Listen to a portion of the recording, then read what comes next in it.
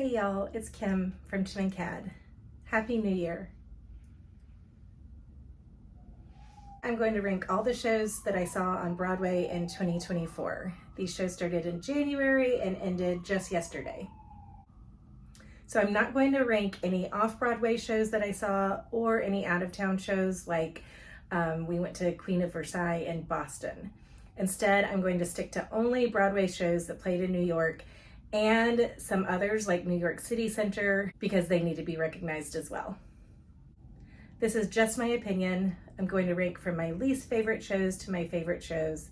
And I'm just trying to think of the whole show as a total, not one particular performance, one particular song, but just ranked in total. So starting off, I saw 38 different shows this year. And some of those shows I saw more than once. So I actually saw a total of 44 shows in year 2024 in New York on Broadway. My least favorite show of the year, and this is not because of the actors or the performances, it just wasn't the show for me from the storyline, from the music, was Days of Wine and Roses. Great performances by Kelly O'Hara and Brian Darcy James, who I love, but it was my least favorite show of the year. My second least favorite show of the year is probably no surprise. It was Tammy Faye. Again, I think Katie Braben had a great performance as Tammy Faye. It just wasn't the show for me. I think one of the highlights was the set design and the way they used, different cutouts of people in the cubes and boxes on stage and the way people popped up on stage. But besides that, it didn't have a lot of redeeming qualities for me. It wasn't terrible, as people said. I wasn't leaving. I didn't walk out at intermission. It just wasn't my favorite show. Number 35 on the list was A Beautiful Noise. I actually have seen this one a few times before and saw this one when we had people in town. Who doesn't love a Sweet Caroline sing-along at the end? But again, it rounds out part of the bottom for 2024. Next up at number 34 is Back to the Future. This year I saw it 2 times, again with people coming in from out of town. The ending is phenomenal. And again, this one I've seen a few times already. Who doesn't love a DeLorean flying over the audience? But besides that, it still made the bottom of my list. Number 33, getting into a first straight play, was Patriots. Again, the acting was marvelous. It just wasn't my show.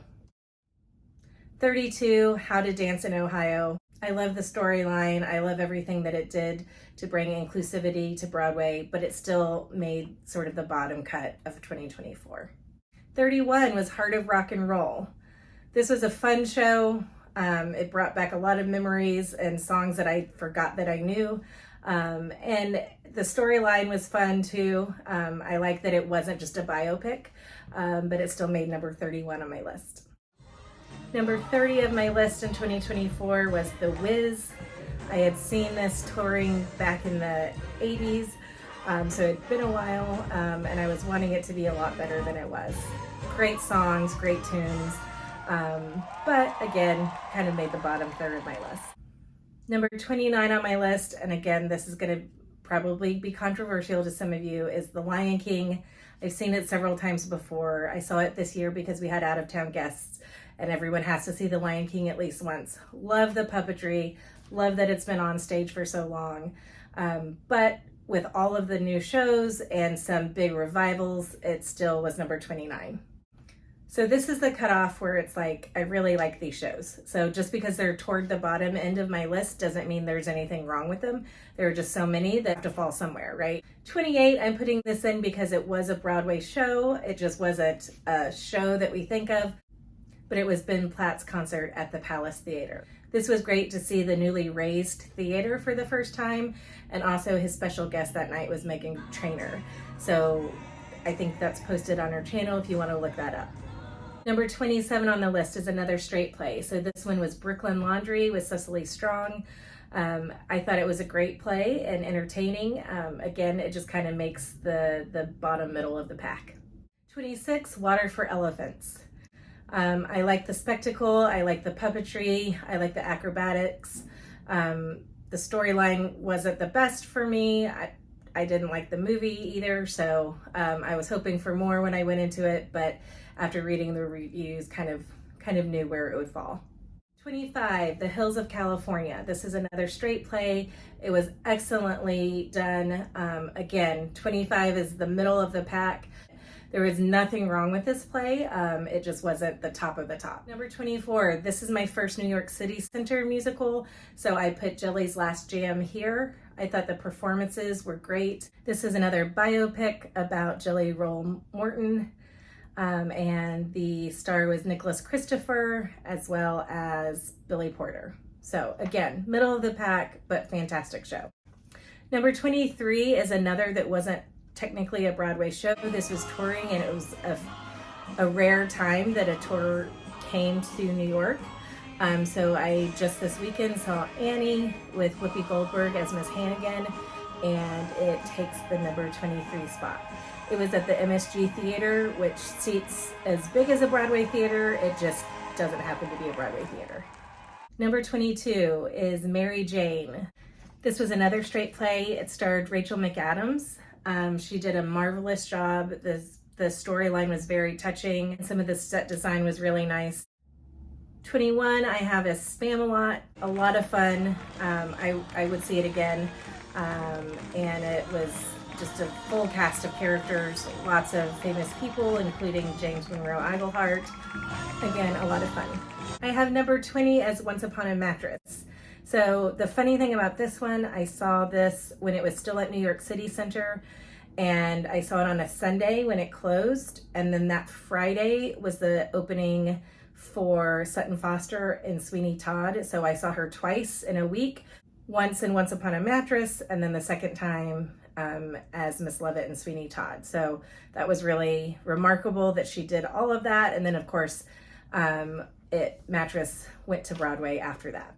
Number 19 is Appropriate. This one was riveting and funny at the same time. Sarah Paulson and Corey Stoll led this one. And as you know, Sarah won the Tony for it. It was terrific. 18 is another straight play. This was N.A. This one was the play written about AOC and Nancy Pelosi. And I thought I thought the dialogue was terrific, and it was one of those plays that you really listen to every word. I thought it was really gripping, and the two people on stage, including Holland Taylor, did a phenomenal job. Okay, now we're getting into sort of the top, and I have number 17 and up. So for 17, I have The Great Gatsby. We were lucky enough to get tickets to opening night. You might have seen that on our channel as well, some of the filming of the red carpet walk. We saw this at Paper Mill Playhouse last year as well. I love Jeremy Jordan and Eva Noblezada, so this ranks high for me. I know some of you wouldn't agree. Number 16 was Hell's Kitchen. I really loved this one too. I'm hoping to see it again soon, and I thought it was everything that you want an Alicia Keys Hell's Kitchen musical to be. The standout here was Shoshana Bean for me, and I thought she had an amazing performance. I actually didn't get to see the lead the night I went, so I can't comment on her work. Okay, number 15 was an off-Broadway show. Now that I'm looking at it, I snuck this one in because I think it was worth it. And again, it made the top 15 of my list. So what's not to like? So this was Titanic, not to be confused with Titanic that might show up on the list later. But Titanic was full of laughs. It was so funny, and such a great parody with all Celine Dion songs. So who would have thought of it? It's great. I got some good merch from there too. Number 14, Pearly Victorious. This was with Leslie Odom Jr., and you know Cara Young won the Tony for her performance. This was directed by Kenny Leon and is or was playing on PBS as well. So if you didn't catch it in New York, hopefully you can find that on your local PBS station. Okay, now I'm getting in my top 2 rows, and these are shows that I loved. There aren't many differences here in this part until you get to the very top of the list. So number 13, Death Becomes Her. I thought it was so much fun. I didn't know what to expect. I had never seen the movie until right before I went to the show. And I thought everything about it from start to finish was amazing. The dancing, the ensemble, and of course the performances by Megan Hilty and Jennifer Simard. 12 goes to Sweeney Todd. You've got to put a Sondheim musical in there. And both performances I went of Sweeney this year had Aaron Tveit and Sutton Foster. I also went last year when it was Josh Groban and Annalee Ashford. But for the 2024 version, I put it at number 12. Okay, 11, you're going to maybe disagree with, but I have Moulin Rouge there. It's one of my favorite shows. I've seen it about 20 times on Broadway. I've seen it touring. I've seen it in London. So we happened to go 3 times this year. One time was to see Boy George when he was in as Harold. Another time was the 5th anniversary in July. And then another time was when we had some friends in town and a bunch of us went to go see it. You can also see I have the new blanket on my couch. It's nice and cozy if you're looking for merch. Okay, 10, I'm looking at this now, is also off-Broadway. So I guess I lied. I did put some off-Broadway shows in here. But this one was really one of my top 10. This was The Connector. It was a new Jason Robert Brown show at MCC. And I loved it. I loved every bit of it. I loved the music. The music was so different. Like every tune was different. The dancing was great. The acting was phenomenal. There's been no word of this transferring to Broadway, but if it does, go see it.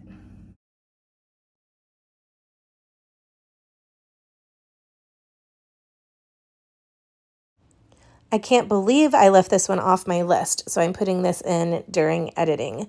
This was one of my favorite musicals of the entire year. I liked it more than the movie. I thought it told the story so well with the different casts playing the characters. As you know, it's no longer on Broadway, but look for it to tour. I think the tour starts in September, and so see if it's coming to your city. Number 9 on the list is Cabaret at the Kit Kat Club. I was able to see it twice this year, once with Eddie Redmayne and another time with Adam Lambert. You've probably seen my Adam Lambert review on my channel. And as you can tell, I enjoyed it because it made number 9 on my list for 2024. Okay, from here on out, we're just getting sort of like really picky with the order. Number 8 is Suffs. It's a brand new musical about the women's suffrage movement. It's closing soon, so if you still have a chance to see it, I would recommend it. It's very moving, very powerful, and a good bit of history that we all need to know moving forward. Number 7, we've got another New York City center. This one's Titanic, not to be confused with Titanic. I just thought this performance was delightful. It made me cry. Just the opening, the amount of talent on stage. I think there were probably 35 or 36 people on stage at once, not to mention the orchestra. And of course, we know New York City Center, they're not fully staged productions, but it was like one of the best musical experiences I've been to as far as like the way the music just enveloped you. And I loved it and still think about it to this day. There was a talk back afterwards. You might have seen that on the channel as well. And one of the producers mentioned trying to get a cast recording, so I'm still crossing my fingers that that comes in 2025. Okay, we're in the top 6 heading home. Number 6 is Gypsy. You might have seen my review of Gypsy. I thought it was a great performance all around. Joy Woods was delightful. Of course, I love Danny Burstein, and who wouldn't love Audra McDonald singing Rose's Turn? So number 6 gets my vote for Gypsy. And now we're in the top 5. Number 5, just ahead of Gypsy. And again, putting this into the controversy out there, I have Sunset Boulevard. I thought as a whole, if we're not just doing performance by performance, I thought Sunset Boulevard was a tighter, better show. I love the Jamie Lloyd version of it. I love the camera work, the black and white, the black clothing. I just put out a review this past week giving you some more details. So find that if you'd like. Also, I funny thing is, I put out my Gypsy review before my Sunset Boulevard review, and so there were some comments about, oh, it's Nicole's turn, and Nicole was so much better than Audra. And the funny thing is, I had already purchased tickets for the day Nicole gets back after the Tony Awards. I think her first big performance back is Wednesday, because I kind of think that, or predict that she might win a Tony for this one. So we'll see what happens in 2025, but Sunset Boulevard comes to my top 5. Number 4 is another New York City Center work, and this one is Ragtime. Any of you that were able to see it, you know why it's up there. Joshua Henry was amazing. I can hear it in my head even this many months later. Again, it wasn't a fully staged production, but the people and the talent that were there made it memorable and wonderful. So this is sort of like a little plug for New York City Center too. Those of you in New York especially, or those of you that can travel in for a show, make sure you give them a chance too, along with all the other Broadway theaters. Okay, top 3, number 3, and I'm now looking at it, is also, it's not considered off-Broadway, it's not considered a tour, but it was just sort of here for a little bit at the PAC downtown. You probably have guessed it just from saying the PAC, but Cats, the Jellicle Ball. This one blew me away. I wasn't expecting it to be so terrific and fun and interactive. I have a review that I posted this summer, so go watch that if you missed it. It also shows the curtain call with all the talented and beautiful actors and dancers. Also, if you don't like the original Cats, this one completely transforms it and gives it a new life. Again, you can watch the review, watch the curtain call, and who knows if it will come in a different form sometime soon. Okay, I'm down to my last 2, and I really thought about which one comes first or second. I've decided just to make it easy and give them a tie. So tying for number 1 is a play and a musical. Both of these were original. Both of these were totally different. And so it's hard for me to say which one I like the best. I'll just say one of them first. I was able to see this twice, once when it was downtown off Broadway, and then once after it transferred to Broadway. I'd love to see it again, especially as the cast changes. But tied for number 1, 2024, is Oh Mary. This was written and performed by Cole Escola. They were terrific. I can't think of another play that was this round, that had so much humor, and slapstick comedy isn't even the word for it. I can't even tell you, just literally rolled over in your seat screaming, laughing. So much fun and thought out, because it wasn't just like stupid and silly, it was like really smart and funny.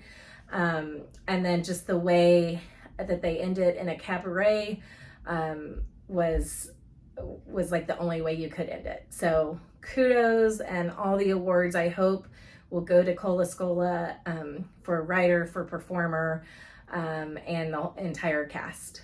Again, I'd love to see it as the cast changes, because I am a Cole Escola fan, and so I wonder what will it be like with the new cast members. And then tied for number 1 as a musical is Maybe Happy Ending. This one really blew me away, and I wasn't even sure about it at first, and didn't know much about it. I saw a couple of interviews, and then I was like, okay, I need to go see this one. And it really was like the best musical I've seen probably ever, or definitely in years. This gets so much credit because it's a new musical. It's not a revival. No offense to the revivals, we love them, but it was a brand new musical with a brand new story. It wasn't the same same story redone. It wasn't a book redone that I know of. It wasn't a movie redone. And so for that, it gets lots of praise. Then you go in and you see the actors, and Darren Criss was phenomenal.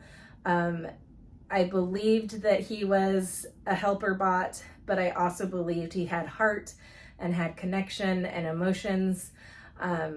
Even just the way he wanted his person to come back for him. And then of course there's the love story. Ellen J. Shin plays Darren Criss's counterpart, and there are really only 4 performers in the whole thing. So while you don't get like the Sweeney Todd sound or the Titanic sound that you would get from some of those bigger musicals, what you do get is more of an intimate setting, and lovely voices, lovely songs. I thought this was a rare time, and this is me saying this as like a lover of musicals, but I thought this was a rare time where the book and the music really played off each other hand in hand. Sometimes you have the book and the music fighting, or sometimes it feels like the music is just sort of like there all of a sudden, and you're like, why are these people singing and dancing in the middle of this? But in this case, all of it played together so well and drove the storyline. And so whether it was the dialogue from the book or the dialogue inside of the music, it was driving the plot and the whole storyline and the emotions together.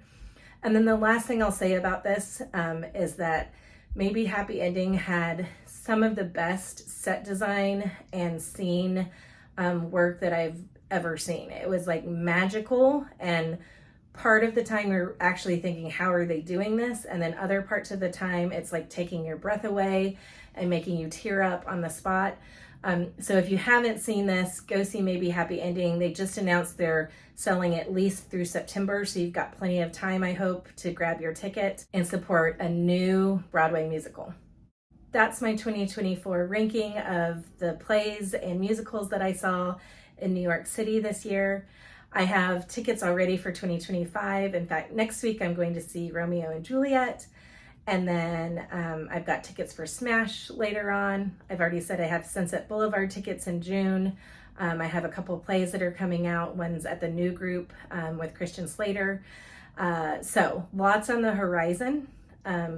If you want me to make a video review of any of the shows that I mentioned so far today, leave a comment for me. Or if you want to recommend anything for me for 2025, go ahead and leave a comment too. Thanks for watching, and keep seeing Broadway either in New York City or in your hometown. Cheers and Happy New Year.